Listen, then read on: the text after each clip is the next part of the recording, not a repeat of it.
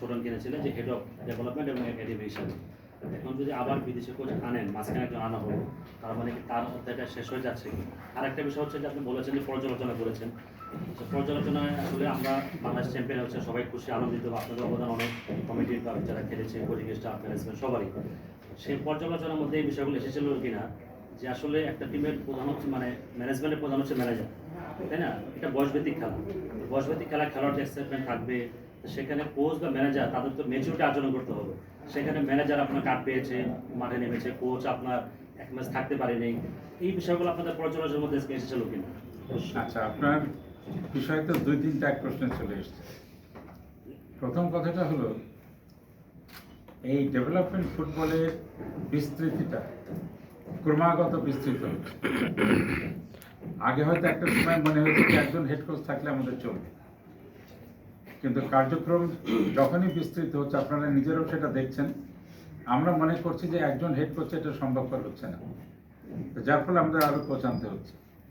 আমরা দেখছি যে আমাদের বাংলাদেশি যারা কোচিং ফ্যাকাল্টি আছেন তারা ভালো, অবশ্যই ভালো, তাদের ডেডিকেশন আছে, দেশের প্রতি মমত্ববোধ আছে, ফুটবলের প্রতি দরদ আছে, কিন্তু ফুটবল দিনকে দিন সারা বিশ্বে অনেক টেকনিক্যালিটি চলে আসছে।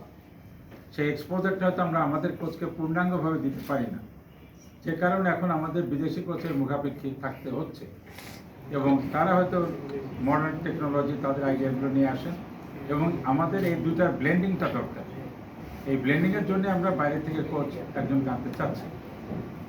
ইট ডাজন্ট মিন যে আমরা আমাদের দেশের কোনো কোচকে আন্ডারমাইন করছি। আর যেটা আপনার বলতে পারি আমি, আমার যেটা মনে হচ্ছে যে আগামীতে এই ডেভেলপমেন্ট ফুটবলের জন্য, ইয়ুথ ফুটবলের জন্য আমাদের অন্তত আন্ডার 15, আন্ডার 17, আন্ডার 19, আন্ডার 20 এই চারটে এজ গ্রুপ আপনার টিমের জন্যে চারটে না অন্তত দুটা বা তিনটা হেড কোচ আমাদের লাগে। তো সুতরাং এখানে কাউকে নিষ্ক্রিয় করা হচ্ছে না, সকলেরই ভূমিকা আছে। আপনি যে ছোটনের কথা বললেন, তাকেও কাজের ভিতরে সে আছে। আবার এই যে স্ক্রিনিং আমরা যখন করবো 150-200, সেই তার স্কোয়াড নিয়ে এসে থাকবে। So everybody is involve and everybody is appreciated. আর আন্ডার 20 আপনি যে কথাটা বললেন আমাদের কোচ এবং ম্যানেজারের বিষয়ে, তাদের কার্ড দেখানো কতটা সংগত ছিল এটা আমাদেরও সন্দেহ আছে। We are not convinced. তো সুতরাং we stand by our officials. তাদের কাজ তারা করেছে, আমাদের আন্ডারস্ট্যান্ডিং আমাদের কাছে, এবং আমরা মনে করি যে refereeing standard was quite poor, সেটা আমরা সাবকে জানিয়েছি, এবং সাব যদি তাদের রেফারিং স্ট্যান্ডার্ডকে ইমপ্রুভ করতে চান, সেখানে বাংলাদেশ ফুটবল ফেডারেশনের যদি কোনো সহযোগিতা প্রয়োজন হয়, আমরা সেই সহযোগিতা প্রদান করতে আমাদের আগ্রহ ব্যক্ত করেছি, এবং আমরা যে রেফারিং স্ট্যান্ডার্ডকে সহযোগিতা করতে চাচ্ছি, এটাতে সাব অথরিটি আমাদেরকে অ্যাপ্রিসিয়েট করেছেন। আমাদের এই মানসিকতাকে তারা ভালোভাবে নিয়েছে। জানি ভাই, আমি একটু জানতে চাচ্ছিলাম, আপনি বলছিলেন যে আসলে আমাদের লোকাল যেই কোচরা আছে তাদেরকে আপনারা আন্ডারমাইন করছেন না, এবং তারা কাজ করছেন, কিন্তু তাদের ওই ইন্টারন্যাশনাল এক্সপোজারটা আপনারা দিতে পারেন না বলেই আমরা বিদেশি কোচ নির্ভরতা বাড়ছে। তো আসলে কতদিন আমরা এই বিদেশি কোচ নির্ভরতা রাখবো? আমরা যদি আপনি ডেভেলপমেন্ট কমিটির দায়িত্বে আছেন, কোচেস ডেভেলপমেন্ট, কোচেস এডুকেশনটা অনেক গুরুত্বপূর্ণ একটা দেশের ফুটবলকে এগিয়ে নেওয়ার ক্ষেত্রে। আমরা আসলে আমাদের নিজেদের কোচকে আমরা কেন আসলে সেইভাবে তৈরি করতে পারছি না, এইটা নিয়ে আপনার কোনো পরিকল্পনা আছে কিনা? স্পেশালি এক। 2 নম্বর হচ্ছে, আমরা যতদূর জানি যে আন্ডার 20 টিমের সাথে যিনি হেড কোচ হিসেবে গিয়েছিলেন, ওনার সার্টিফিকেট নিয়ে কিছু প্রশ্ন উঠেছে। তো এই জায়গাগুলো আপনারা কতটুকু ওয়াকিবহাল, এবং এই জায়গাটা আপনাদের একটু কি বিব্রত করে কি? শোনেন, আপনারা কিন্তু আমাদের, আমি মনে করি, পার্টনার্স ইন প্রোগ্রেস। আমাদের প্রোগ্রেসের ক্ষেত্রে আপনারা আমাদের পার্টনার, প্রতিপক্ষ না। আমি সেভাবেই দেখি, আপনারাও সেভাবেই দেখি। আচ্ছা, এখন কথা হলো কোচ ডেভেলপমেন্ট। আচ্ছা, পৃথিবীতে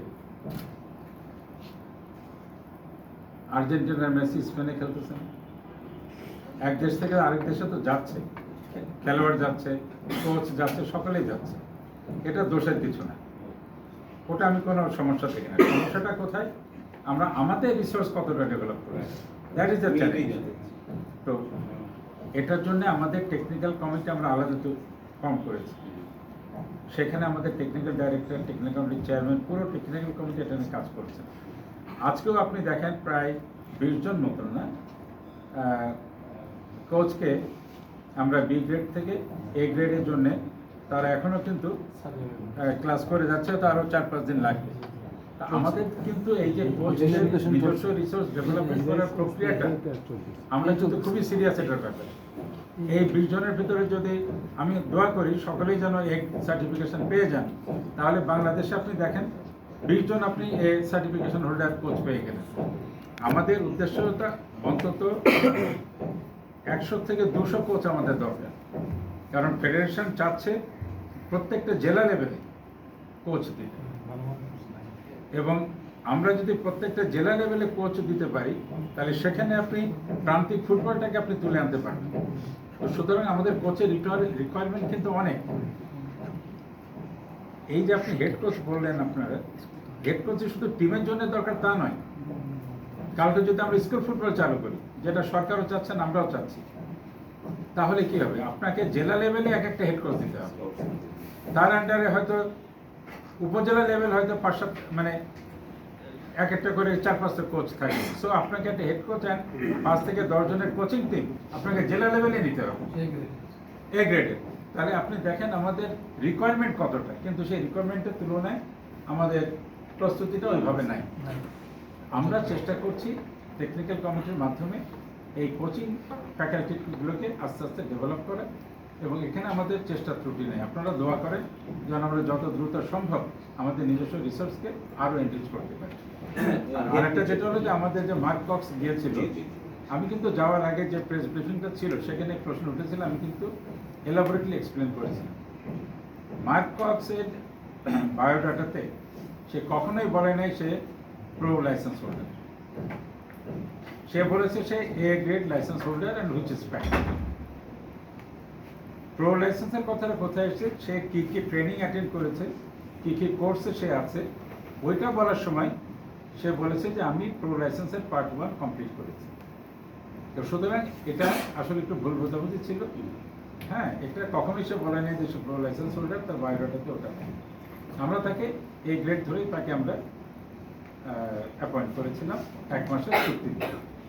সে 1 মাস সফলভাবে সে সম্পন্ন করেছে। He has gone back to his country. আবার এখন আমরা নতুন করে কোচের জন্য সার্কুলার করেছি। তিনি যদি মনে করেন যে তিনি আগ্রহী, তিনি অ্যাপ্লাই করতে পারেন। অন্যদের সাথে আমরা সেটা মূল্যায়ন করে দেখবো যে যেটা সুটেবল হয় আমরা তাকেই গ্রহণ করবো। এদিকে আমার আরেকটা কোশ্চেন আছে, সেটা হচ্ছে আপা পাশে বসা আছে, মানে আপাকে স্পেশালি থ্যাঙ্কস জানাই। আমাদের সিনিয়র টিম এশিয়ান কাপ খেলে আসলো, এই পর্যায়ে চলে গেছে, এবং আমার কাছে এর চেয়েও বড় লাগে যে একটা এজ লেভেল টিমও হচ্ছে এশিয়ান কাপ খেলেছে। আপনি ডেভেলপমেন্ট কমিটির দায়িত্বে আছেন, অনেক কিছুই করার চেষ্টা করছেন, কিন্তু ফাইনালি কি একটা জায়গায় কি একটু আপনার কিরকম ওই হাঙ্গারটা কিরকম যে আসলে ছেলেরা এরকম এজ লেভেলের এশিয়ান কাপের মূল পর্বে কবে খেলবে, মানে একটা তো টার্গেট নিয়ে অবশ্যই আপনার আগাম। আমাদের ছেলেরা, প্রশ্নটা আমাকে বললেন না কিরকম? আমি আপনাকে থ্যাঙ্কস জানিয়ে আপনাকে বললাম। আচ্ছা, আমরা তো আপ্রাণ চেষ্টা করছি এবার এফসি আন্ডার 17 এবং এফসি আন্ডার 20 দুটোতে যেন ইনশাল্লাহ আমরা কোয়ালিফাই করতে পারি। আমাদের দুটোই এবারে টার্গেট, আমরা সেটা অ্যাচিভ করার জন্য আপ্রাণ চেষ্টা করছি। বাকি আপনাদের দোয়া, আল্লাহ। আচ্ছা জাহিদ ভাই, মার্ক কক্স তো টিমটাকে চ্যাম্পিয়ন করলেন, তো তার ব্যাপারে আপনাদের মূল্যায়ন কি, আর মানে আপনার নতুন কোচের দিকে কেন যাচ্ছেন, বা আপনাদের এক্সটেন্ড না করলেই, মানে এটা তো যৌক্তিক করছে সে তো শোনেন, আপনারা একটা কথা আমি বলি, কারোর প্রতি আমাদের কোনো অনুরাগ বা বিরাগ কোনোটাই নেই। মার্ক কক্সকে আমরা 1 মাসের জন্যই চুক্তি ছিল, সেই 1 মাসের টেনিয়রটা তিনি খুব সফলতার সাথে সম্পন্ন করেছেন। আমরা তাকে অ্যাপ্রিসিয়েট করেছি। সে যাওয়ার সময় আমরা তাকে আরও অনুপ্রেরণামূলক ইনসেন্টিভ দিয়ে আমরা তাকে সম্পন্ন করেছি। 1 মাস পরে ইন এনি কেস আমাদের কোচ নিতে হবে। যদি মার্কসকেও নিতে হয় সেটা একটা প্রক্রিয়াতে যেতে হবে, নাহলে দুদিন পরে আপনি বলবেন প্রক্রিয়া ফলো না করে কোর্স নিয়ে আসবেন। আমরা সেই প্রক্রিয়াটা ফলো করছি এবং মার্কসকেও জিজ্ঞাসা করেছিল, আমরা তাকে বলেছি তিনি যদি আগ্রহী মনে করেন কন্টিনিউ করবেন আমাদের সাথে, হি ক্যান অ্যাপ্রোচ। আমরা যদি আরও 5-7টা রিজুমে পাই, তখন দেখে শুনে আমাদের যেটা সব থেকে সুইটেবল মনে হবে আমরা সেখানেই যাব। সেখানে মার্কসটা আমি কাউকে বাদ দিচ্ছি না। তাহলে জাহিদ ভাই, তাহলে আপনি বলছেন তাহলে কি মার্কসকে কি আপনার প্রক্রিয়ার বাইরে হঠাৎ করে নিয়োগ দিয়েছিলেন, না এখন প্রক্রিয়া প্রশ্নটা কেন আসছে?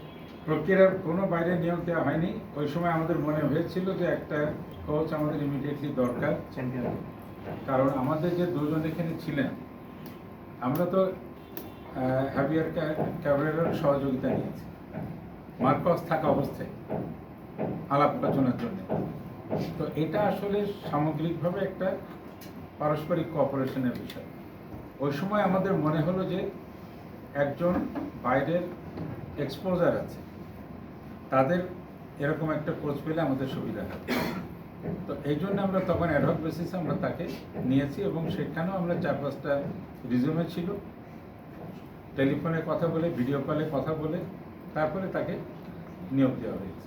এখানে কোনো পক্ষপাতিত্ব নয়, কিছু নয়। ওই সময় প্রয়োজন হয়েছিল, আচ্ছা ঠিক আছে তাহলে তাকে পাওয়া গেল, আসুন এই।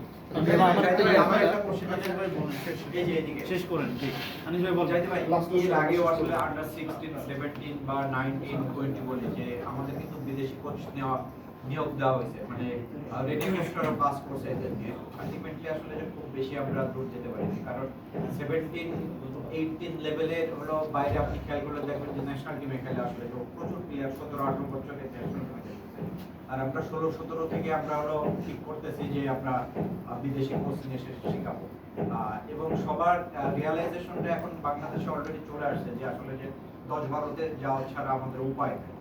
এই যে ডেভেলপমেন্ট কমিটি হিসেবে আসলে যে আরো নিচে নামার কোনো পরিকল্পনা আছে কিনা, যে আপনারা 16-17 ছেড়ে দিয়ে যে একটা বিদেশি কোচ 8-10-এ নামাই নিয়ে আসতে পারেন কিনা, এরকম কোনো পরিকল্পনা আছে? উনি প্রশ্ন করলেন আরো নিচে নামার পরিকল্পনা আছে কিনা। আমাদের নিচে নামার পরিকল্পনা নেই, আমাদের তো উপরে বয়স বয়স বয়স নাই বলি। বিষয়টা হলো যে actually football academy formal institutional ট্রেনিংটা শুরু হয় বিদেশে 4-5 বছর বয়স থেকে। কেমন, আমাদের এখানে তো কোনো এরকম স্ট্রাকচারই ছিল না।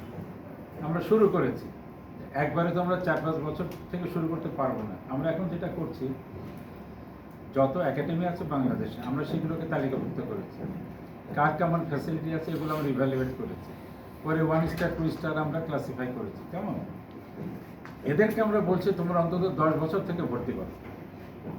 যেমন আমার যশোরের শামসুল একাডেমি, আমরা 10 থেকে 12 বছরের বাচ্চাদেরকে ভর্তি করছি। আমরা অন্য একাডেমিকেও আমরা উৎসাহিত করছি যে 10 থেকে 12 বছরে ভর্তি করতে, এবং অনেকেই কিন্তু করছে। আপনি যদি পেরিফেরিতে খোঁজখবর নেন, আপনি দেখবেন যে 10-12 বছরের বাচ্চাদেরকে কিন্তু একাডেমিতে নিয়ে এসে তাদেরকে ট্রেন আপ করা হচ্ছে। আমাদের এখানে আপনি যদি দেখেন, আমাদের ফুটবল ফেডারেশন দ্বারা পরিচালিত যে কোর্স আমাদের হচ্ছে, এটাকে আমরা কি বলছি, বিএফএফ একাডেমি, যেটা এখানে কিন্তু আমরা প্রতিনিয়ত এই ঢাকা শহরে কয়েকশো বাচ্চা আমাদের এনরোল আছে, তারা আমাদের এই বিএফএফ এর এই মাঠে রেগুলার তারা খেলা করে। তারা কিন্তু সবাই বিটুইন 8 to 10 থেকে 10 বছর। আমরাও কিন্তু ওই বছরটাকে অ্যাড্রেস করছি এখন, এবং তাদেরকে আমরা 8-10 বছর তারা নিয়মিত আমাদের কোচের আন্ডারে তারা কিন্তু খেলা করছে, ট্রেন্ড আপ হচ্ছে। এখন আমরা দেখছি এখানে উৎসাহটা বাড়ছে। এই জন্য সম্প্রতি আমরা আবার আজকে আমাদের একটা সিদ্ধান্ত হলো যে কমলাপুরে আমরা এই বাচ্চাদেরকে আরেকটা ওখানে আমরা চালু করব, যাতে ওখানে তো we have full ফ্লেজ field and facilities. তো যার ফলে এটা আজকে আমরা যেটা করছি সেটা ডাবল হয়ে যাবে। তো অর্থাৎ আপনি যে কোশ্চেনটা করলেন এটা খুবই ভালো প্রশ্ন, এবং আপনি খুশি হবেন যে আমাদের ডেভেলপমেন্ট কমিটি এবং বাংলাদেশ ফুটবল ফেডারেশন এই এজ গ্রুপের, যেটা আমরা 8 থেকে 10 বছর দিয়ে আমরা এখানে শুরু করেছি, একাডেমিগুলোকে এনকারেজ করছি, অনেকখানি এটা 10 বছর থেকে তারা রিক্রুটমেন্ট শুরু করেছে। আর একটা শেষ করি। শেষ প্রশ্ন সেটা হচ্ছে আমাদের সামনে অপরচুনিটিস, আপনি যেহেতু বললেন যে ঘরের মাঠে আন্ডার 20 আমরা হোস্ট করতে চাচ্ছি, একটা অপরচুনিটিস হচ্ছে এইচ লেভেলের টিম হলো এশিয়ান কাপের হচ্ছে মূল পর্বে খেলার একটা অপরচুনিটি। এবং আমরা যদি সাব চ্যাম্পিয়নশিপের দিকে তাকাই, 3 জন প্রবাসী খেলে পড়ো, 2 জন প্রবাসীকে নিয়ে কিন্তু খুব হাইপ ছিল এবং তারা যথেষ্ট ভালো পারফর্ম করেছে। এবং আমরা যতটুকু জানি যে আপনাদের রাডারে আরো কিছু প্রবাসী রয়েছে এবং ইতিমধ্যে হচ্ছে সোশ্যাল মিডিয়াতেও আমরা দেখছি অনেককে নিয়েই আলোচনা হচ্ছে। কিন্তু ঘরের মাঠে এত বড় একটা অপরচুনিটি আমাদের নক করছে, এই জায়গাটা হচ্ছে গ্র্যাব করার জন্য বা এই টার্গেটটা সেট করার জন্য আমরা অগাস্টে আরো কিছু প্রবাসী আমাদের এই টিমটাতে হচ্ছে আমাদের ইনক্লুশন থাকবে।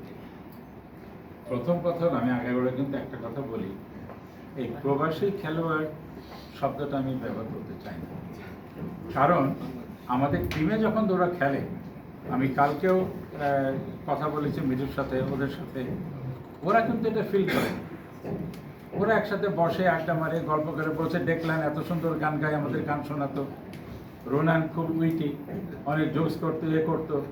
ওরা কিন্তু দেশি প্রবাসী ভেদাভেদ করছে না। তা আপনারাও মেহরবানি করে এই প্রবাসী খেলোয়াড় বলবেন, যেটা হচ্ছে বংশগত খেলোয়াড় বলতে পারি আমরা। হয়তো তারা এখানে বাস করছে না।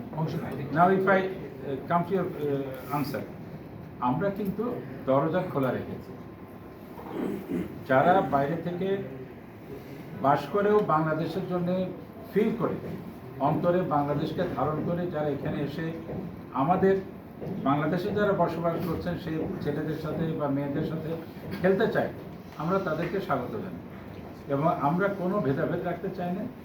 তারা সকলেই বাংলাদেশি বা বাংলাদেশি চেতনায় উদ্বুদ্ধ এবং তারা যখন নিজেরা ক্যাম্প করে, খেলা করে, আপনি গেলে দেখবেন তাদের ভিতরে কোনো আপনি পার্থক্য করতে পারছেন না।